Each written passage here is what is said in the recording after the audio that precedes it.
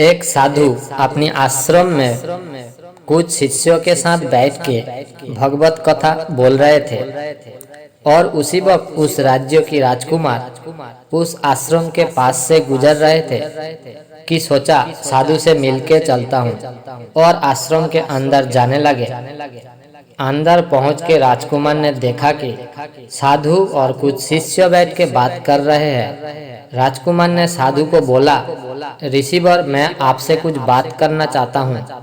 और साधु ने मुस्कुराते हुए बोला, भगवत कथाएं खत्म होते ही मैं आपसे बात करूँगा, तब तक आप बैठिए मेरे आश्रम में। किंतु ये बात सुन के राजकुमार को गुस्सा आया और बोला, आप जानते नहीं क्या मैं कौन हूँ? फिर साधु ने मुस्कुराते हुए बोला, हाँ मैं जानता हूँ, परंतु आपको तब तक इंतजार करना पड़ेगा जब तक मेरे भगवत कथाएं खत्म नहीं हो जाते। राजकुमार ने और अधिक क्रोध होने लगा और उस साधु को बोला, मेरे समय को तू बर्बाद कर रहा है, तू जानता भी नहीं क्या मैं तुझे इस बात के लिए दंड भी दे सकता हूँ। साधु ने उस वक्त अपनी आंख बंद कर लिए और मुस्कुराते हुए बोले, आप धन्य हो, आप महान हो, आप इस जगत का मालिक हो, आप कष्ट करके मेरे कुटिया में आए, मैं आपका आभार हूँ। अगर मेरे से कोई भी गलती हुआ हो तो आप मुझे माफ कर देना। ये बात सुन के राजकुमार खुश हो गया और अपनी महल में चला गया। उसके पिता ने अपने बेटे को खुश होते देख पूछा, क्या हुआ, तुम इतनी खुश हो आज? बेटे ने जो कुछ भी हुआ आश्रम में वो बताया।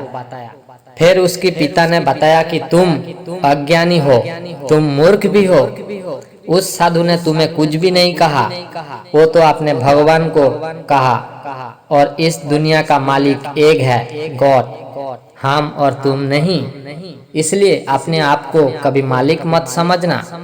इस दुनिया में जो कुछ भी है उसी की है और अपनी अहंकार को छोड़ दो। समय सभी का महत्वपूर्ण होता है। अगर तुम्हें किसी से मिलना हो तो उसका समय को सम्मान करना होगा, तभी तुम इस राज्य का अच्छा राजा बन पाओगे। अहंकार मनुष्य को पतन की ओर ले जाएगी, धैर्य रखने से मनुष्य को सफलता की ओर ले जाएगी।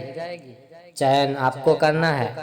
दोस्तों, कहानी अच्छी लगी तो मेरे चैनल को लाइक शेयर सब्सक्राइब जरूर करना। अहंकारिता मत करना, भगवान तुम्हारा भला करे।